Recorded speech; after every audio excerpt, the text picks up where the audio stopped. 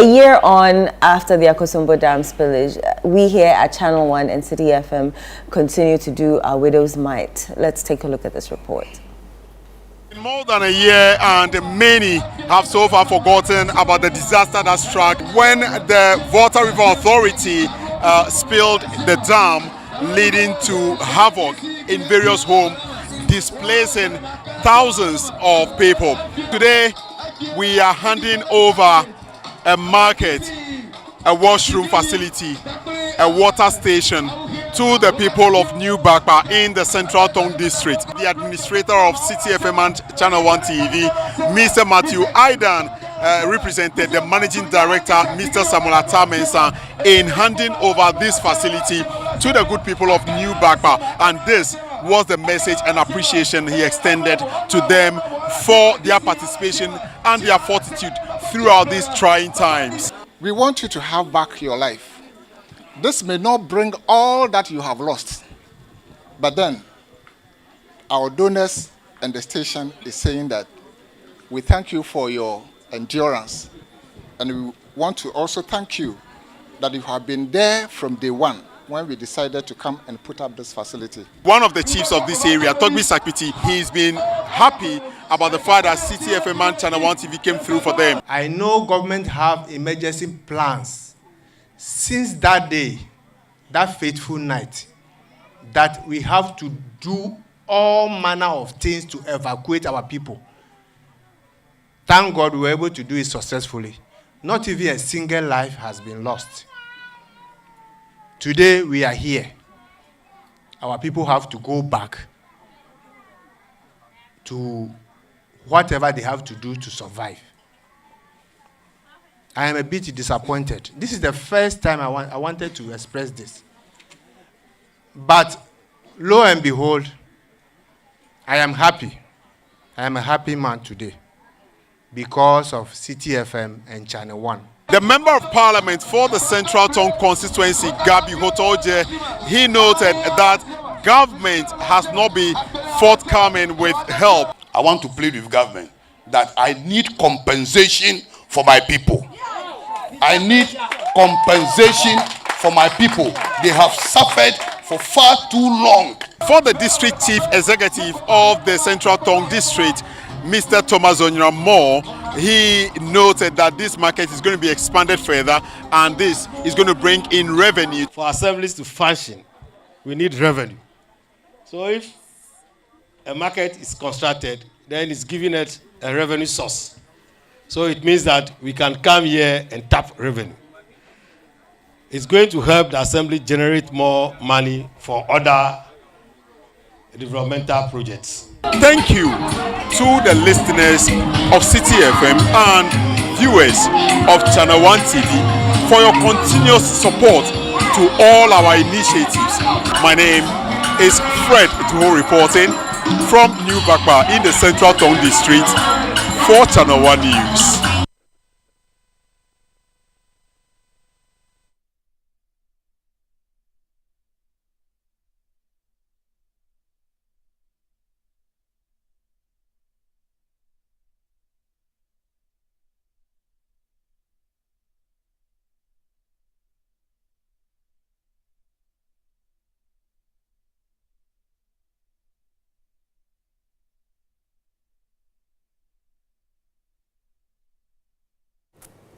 Wow, amazing.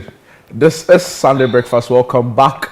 Joining us in studio, our colleague Fred Duho, who's followed this through and through, right from the very moment, the spillage happened in Lower Volta Basin up until all the time that relief has been sent. And now that we're commissioning projects, Fred has been following the trail. He's been there. He's seen and reported from different communities, including a report that won you an award, right? At the GJ. Yeah, the very recent award. Fred, welcome. Thank you very much, and good morning to our cherished viewers. Good morning to you, and Jude. How's the week been for you? Oh, the weekend. From Monday to as a journalist, it's been a very busy. It's been good. I mean, you stole the show during the parliamentary sitting. Oh, and right, we're all really? commending you for a good job done.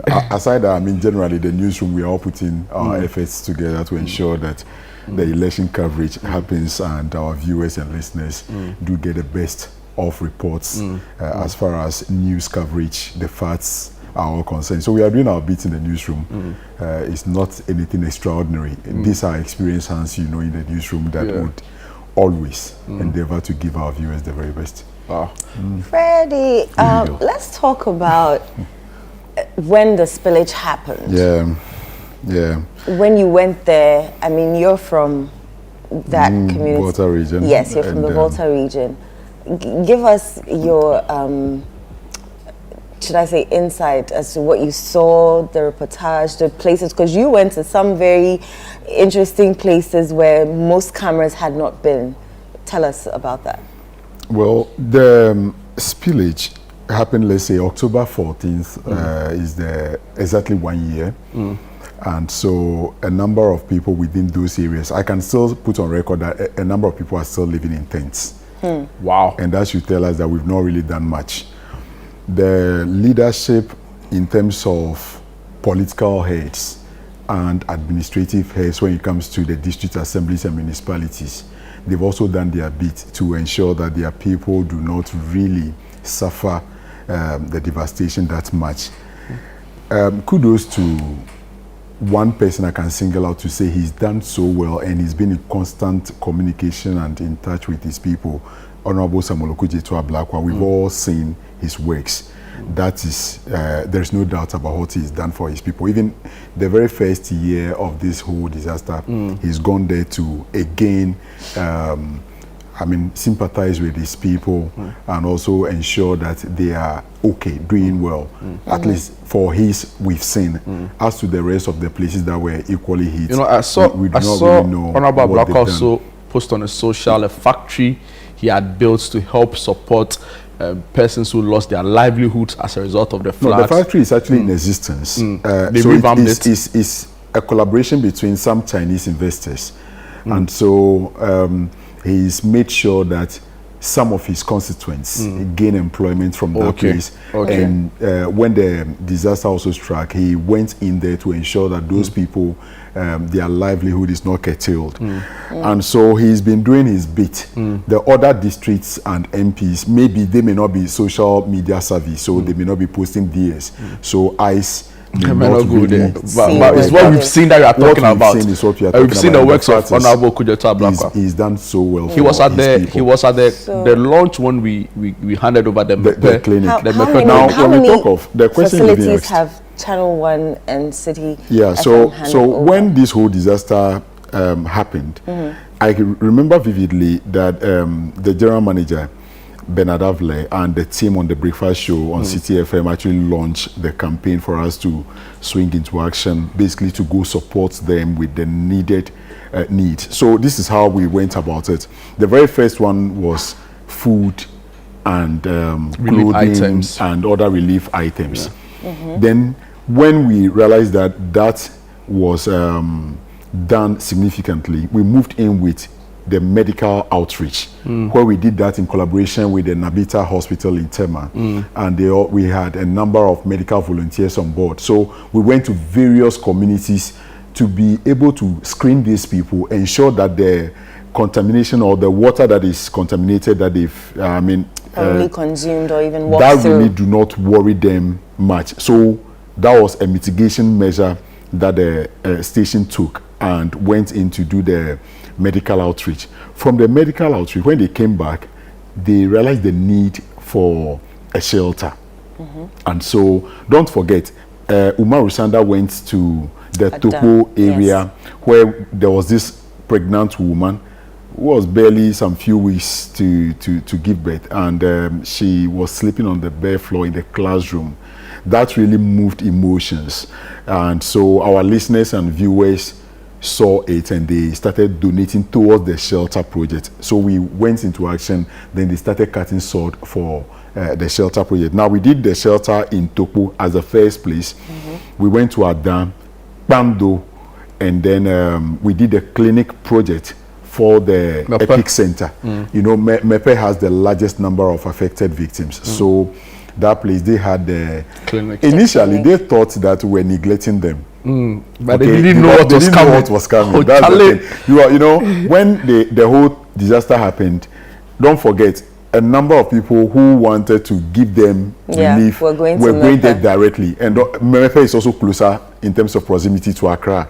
So when organizations mobilize resources, they quickly dash to Merefe and then dash back to Accra. And so resources were going there, even though it may not be much. But we as CTFM, we were also targeting the various places that had been so like New Bakpa, they recently had the Mafia market. Clamador, All those places. We went as far as the Anglogan areas, the Keta, parts of the north, parts of the Savannah we region. went to the Pando, we went to the Krachi areas, and so we extended Bupe, a whole lot of places. Honorable John Jinapo's constituency. We went there. Bupe Castle. We went to Kwabna Donkor's area as well. I think that's Pru East also. And so we spread our tentacles to reach the very far-reaching areas that were equally affected, because you know organizations may not be able to reach them. True. And so that is the strategy management adopted, and that really worked perfectly. And so they didn't feel neglected during the because disaster. we had the rally, the rally and the convening power. Exactly, to mobilize people. Yeah, and that was using our medium. And Kudos so to our viewers and our donors, I mean, they did so well. They did so well. So then when we did the shelter for these 3 places, there comes the clinic. And as we speak, the clinic, there has been baby deliveries there about 4 or 5. I've lost count of the number of mothers who went there to deliver. And that is the great work our people did. I mean, that particular facility was sponsored by the Ghana Chamber of Mines, I think. Yes, the Miners Association. I think they came through for that project to happen. And then we moved into the new Bakpa quite recently. People have forgotten. We've forgotten. They've forgotten 1 year on. But we are still keeping eyes on the ground. We've gone to new Bakpa to hand over a market, a washroom, and again a water station, a mechanized borehole that will give them 24-hour water supply. And so this is how far we've come in terms of the projects. But for our listeners, viewers, and the generosity of Ghanaians and organizations, we couldn't have done this all alone. And it's been great. When you go there and you speak with the residents there, you know, the beneficiaries of some of these projects, what do they tell you? Oh, they express so much joy because, see, the market that we handed over, that was last week. See, the women were so happy. Right. They were elated that, and the entire town has no market. So taking markets to them is now giving them a place to sit, relax, and if you need a washroom to visit, it is just close by. If you want water, you have it. There is light going to be provided to the facility. And so instead of, that one is using a genset, it's using an external power source. So instead of relying on or going every morning you wake up and carry your wares on your head and be roaming, you now have a place where you can sit and do your market. The assembly is also taking advantage to say they would fix a day where they will say that is really the market day. People from the villages can come with their products to come and sell in the market. And then they can also start generating revenue from this facility. The MP was also promising to bring some solar street lights to install at the 4 corners. And this we've done in collaboration with the assemblies, the chiefs, and the people of various communities we've visited. We couldn't do this in isolation. You can't just move into anybody's community and just start digging the ground to do anything by yourself. Without having the support and the backing of the stakeholder engagement and collaboration we've enjoyed from all the communities, the assembly members from each electoral area that were affected. I mean, it's been massive. 3 regions, which is the Greater Accra, the Volta region, and Eastern region. And we're talking about 10 districts that were all affected. And so we have the chief of Awadio Kome. Say that again. Awadio Kome. Awadio Kome. Togbi Sapiti. Yes. Let me just finish it for you. Togbi Sapiti. Togbi Sapiti. So he's Togbi Komla Sapiti. The faith. Yeah. And amazing. He's joining us via Zoom to talk to us a year on. On their challenges, on how it's going, and probably the relief efforts that ChannelOne and City FM have provided. Hello, Togbi. Good morning. How are you doing this Sunday? Fine morning. I'm doing great. Right. Togbi, I just wanted to find out, a year on, how are your community members? How are you guys doing? Have the relief items that were promised to you from government been provided?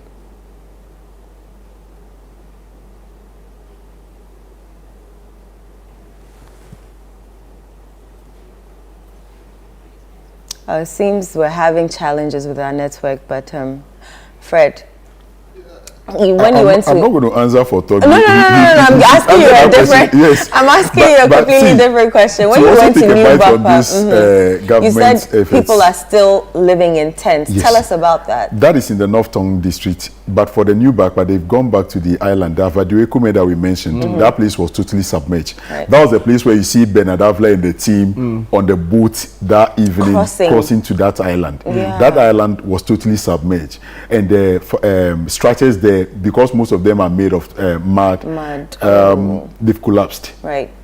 And so most of them are now taking shelter with their relatives. So when we visited quite recently, New Bapa to be precise, the chief was telling us that the households that used to be like 2 households now are becoming like 5 or 10 households living in just one compound or in a shelter. And so government efforts hasn't been felt. Government support hasn't been, forthcoming, and so they are really not happy with the way government really handle issues. Even at the government, almost all the places they promised to build shelters, I can't really remember or recollect any of the places that we can say victims have managed to enter into any of those. You have been going to the area very often. All the areas that have been affected by it. We also know that when the Minister for Works and Housing, Kojo Opon Nkrumah, was at the Government Assurances Committee, he was asked that question on when government would move to begin the construction of the said shelters for victims affected. Can you give us a little update on that? Because he said he was going to go back to the area in 14 days, right? It elapsed, I'm sure months have passed. I've still not heard much from the ministry. For the honorable member's statement before the privileges committee, the government assurance committee, sorry. See, he was making specific reference to the North Tongue area, and that is where it got emotional with the chairman of the committee, who has been in the center of this whole thing. They've done nothing. They've not really moved in to do anything. New Bapa, which is in the Central Tongue, for instance, when we spoke to the people, they said even the workers on site, they need a bag of cement to even continue with the project. They are not getting it. So if ChannelOne didn't step in, then the situation would have been worse. Wow. Would have been worse. And thanks to other benevolent donors who also collaborated with the MP for North Tongue to build at least 2 different shelters for the people. And so far they've been able to relocate widows, mothers, people with children. They've been able to move in the aged to some of these facilities. Right. Fred, we have Togbi back on the line. This time he's joining us via phone. Togbi, I was asking you a year on, how are your community members doing? Have you received the reliefs that government promised? Thank you so much. Good morning to you and your colleagues, and good morning to all of viewers across the globe.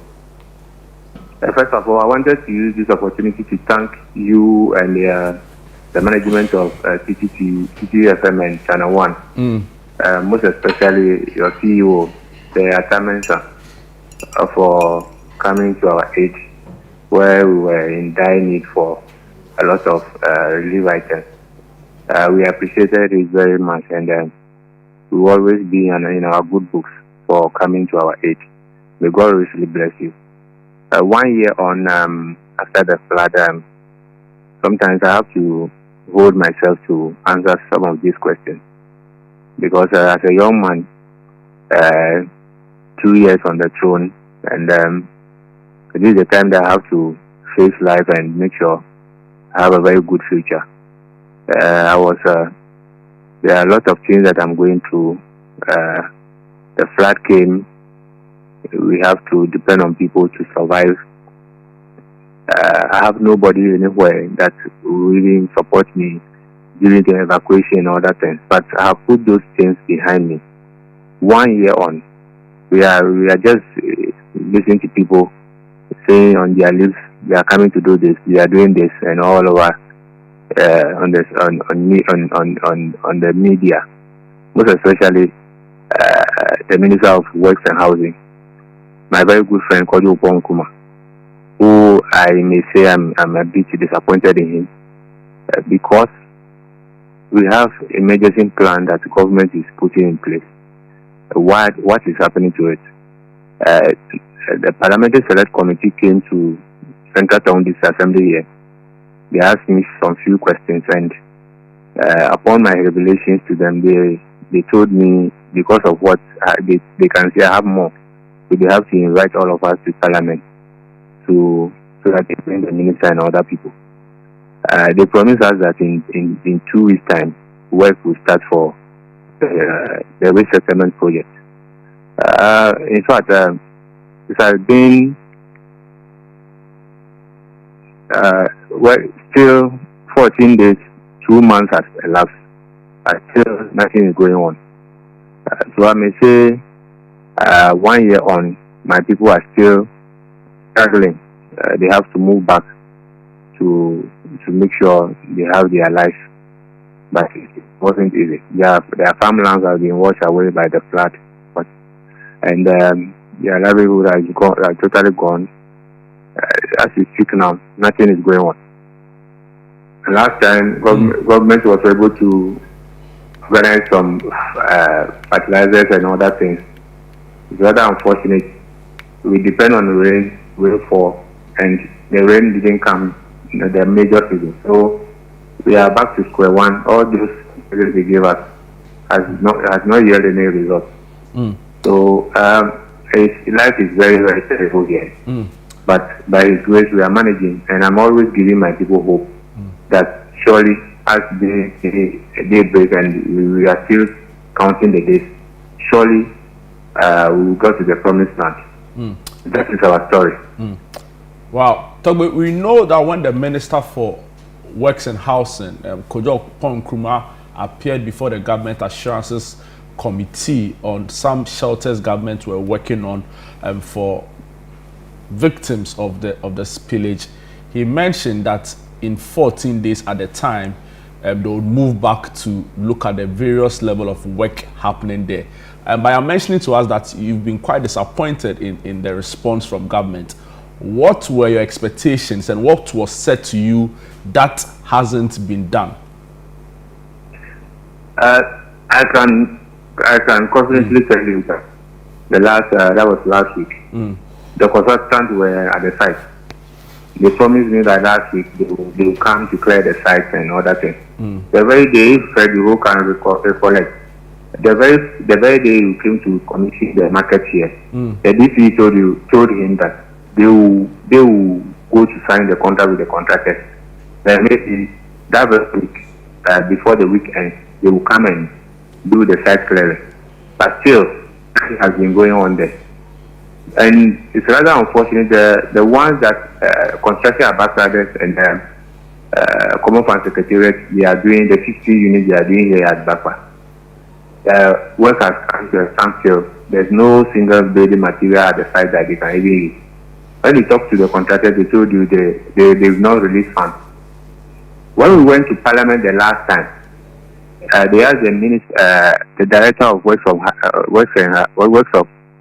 the director of works and housing. Mm-hmm. Yes, they told him that he categorically told the Parliament that they received 200 million Ghana cedis money to start the project. Meanwhile, they need 261 million, and he was really asking for the rest of the money. And they told him he should go and start the work, and while they will also be working on putting the government to release the rest of the funds. 2 months ago, nothing has happened. And sometimes I ask myself, are we also part of that? If we were to go other regions or other communities that these things are happening, is there going to be government, this slow pace of government approach? Sometimes I feel very sorry finding myself at this corner of the world, because the way we do our things here, we always do selective. When the president came here last time, he was telling chiefs that, if you wanted to depend on who there, you don't even step here. Can you imagine a leader for the whole country, when people were having headaches, they don't have anywhere to lay their head? You go to chiefs and you'll be responding to critical issues that way. During the flood, the vice president was supposed to visit us here. The DT and other people want us to go and meet them at the hotel. I told myself, nobody should even step there. When they went back and came back to us to meet us at our safe haven. So from the beginning, I can foresee a lot of things that these people, they are just trying to play with us. And still, I may say, we also have to appeal to you to put more pressure on the government so that they can quickly work on whatever we have to do for us to have our peace. So the last time, we already told us that they will be stealing again in a very short possible time. So we are also hoping that the rain should stop so that we shouldn't have the second coming of the spillage we have experienced in the past. Togbe, thank you so much for your time. We are grateful you could join us to share some insights into happenings in your area. And we'll be back to also ascertain for ourselves the progress on some of the projects that that we have commissioned in your areas. Thank you so much for your time. Thank you.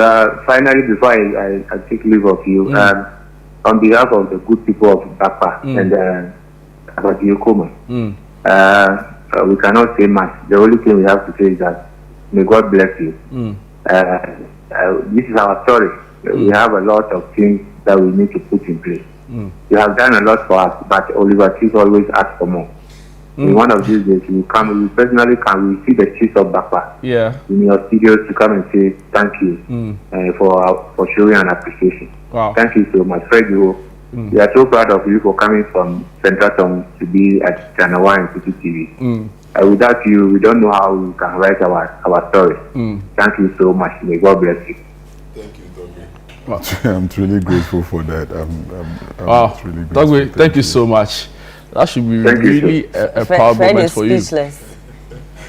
You know, because the essence of media all the time. Yes. So my boss is, my boss will tell you that the essence of media is to tell the truth. Yeah. Our boss will tell us the essence of media is to seek the truth. Yeah. Right. And media is also to tell the story of people. Yeah. Right. So when they are, I don't know. Maybe she just Fred, good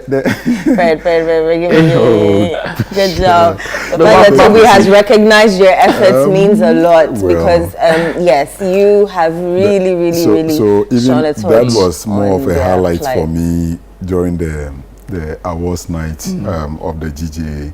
There was this story I told about the women, how they are struggling to put food on the table for the family. In this our part of the world is the women who would turn around a bit to make things happen before the family can feed. And the women, they've really gone through a lot. There was this physically challenged woman whom I saw in one of the shelters using knife between her toes to peel cassava. she's not having the hands and physically challenged. I thought she was trying her very best, and she goes to the farm in that condition to bring cassava, maize, and everything to the shelter to as it were put food on her table and also feed her kids. They've really gone through a lot.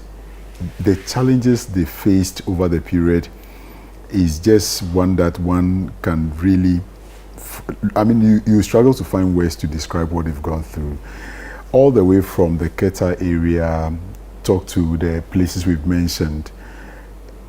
I mean, government should have really committed resources to make sure that these people get the needed support they deserve. But it seems like government is laid back. They are, I don't want to use the word unconcerned, but the approach to which they've been dealing with this, yes, we are in hard times. We do appreciate the fact that the economy is going through some challenges. But the same economy facing challenges, we see what money or resources are being used for. Other projects. On other things. If you see other projects, one would think probably huge things that we can work to, fiscal projects that we can work to. But even a number of projects across the country have stalled. Right. And, well, as to what government is spending resources on beats imagination. We should be able to channel our resources to the right needs of our people. As and when the people of this country face any challenge at any given point in time, we should be able to channel resources. That is why there are various forms of funds set up by Parliament. We have the, is it the sinking fund? We have this fund, we have that fund, we have a number of funding or funding sources are available that we usually commit resources to. The taxpayers do not cease paying taxes in this country. And so when Ghanaians are faced with challenges, we should be able to commit the same resources Ghanaians are contributing to solving those challenges. We should not major in the minors and be moving out. Can we say that government as it stands now, even opposition parties, do not have resources to crisscross this country to campaign? Wow. They're doing it effortlessly. They are doing it. You get it? They are doing all they can to marshal resources to be able to win the souls of this of electorates to go into the election. So how come when it gets to our people, the same people, we are finding excuses as to attending to their needs? I don't remember the last time I saw, your points are well laid out, and I agree with you in entirety. They pay taxes, right? We have a responsibility to attend to the cares of these people.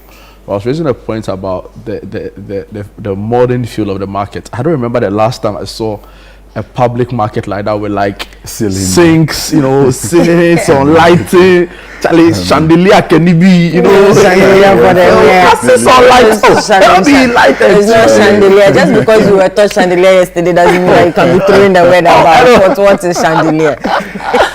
If the light is hanging, it's not chandelier. No, it's not. It's not this type of chandelier. I thought it was hanging like that. It's chandelier. I beg you. I beg you. But as a media house, Charlie, with their form. If I sit back and see the projects we've done, it's unbelievable, Charlie. And so it goes back to the earlier point you were saying about if a private media house can do this, government should be in a position to do a lot more. Because then again, we know from the 2024 media budget, the last budget presented by Mr. Ken Ofori-Atta, it was clear 220 million Ghana cedis had been committed as money government intended to use to bring relief. There should be, you should put I mean, the difference to whether something is committed to and whether something is approved. So the point is that minister can go on any platform to say that, okay, we are going to commit 200 million. Yeah, but the budget has been approved. The budget has been approved.